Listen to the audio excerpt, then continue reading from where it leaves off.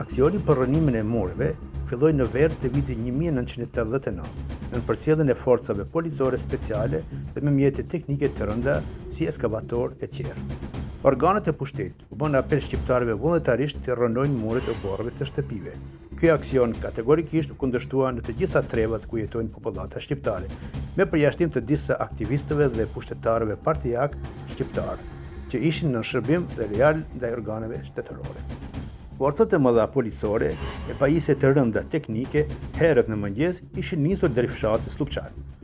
Banorët e këtij fshati, për ta penguar depërtimin e policisë speciale, formuan barrikada në udhkryqin që lidh fshatin Slupçan me fshatra të tjerë të kësaj komune.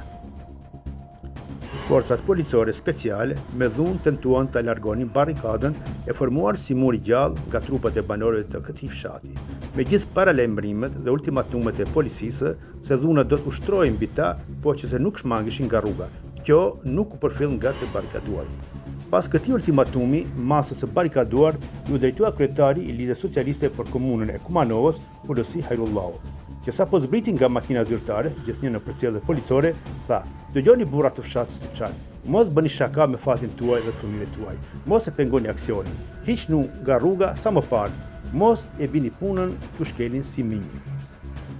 Ende pa përfunduar diskutimi i tij, në shenjë revolte e pakënaqësie, nisën reagimet e masës së tubuar me fishkëllima, zhurma, sharje e fjalë ofenduese.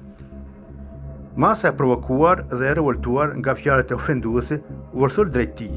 Në këtë rast, policia vuri në mbrojtje Hulusin dhe nisi sulmin kundër masës së pambrojtur me shufra gome. Për fat të mirë, për skaj rrugës, si me porosi, kishte kopshte të mbjella me domate të lidhura në hujdruri. Revoltuesit u futën në kopshte, i kapën hujt e domateve për t'i vënë në përdorim si armë, mbrojtje dhe sulmi kundër policisë. Policët u zbrapsën kur panë se do të pësojnë nga rrëmuja e kryuar, por lëshuan qend e stërvitur mbi fshatarët që po mbrojshin e po sulmonin me hujin domatesh.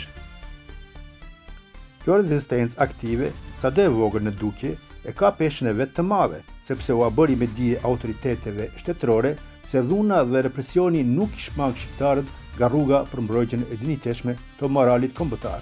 Në mesin shqiptarëve, ajo edhe më tepër e forcoi binjen se pozita e tyre nuk ndryshohet me pallavra, pa unitet e pa rezistencë aktive dhe jo në mënyrë parciale dhe kontemplative.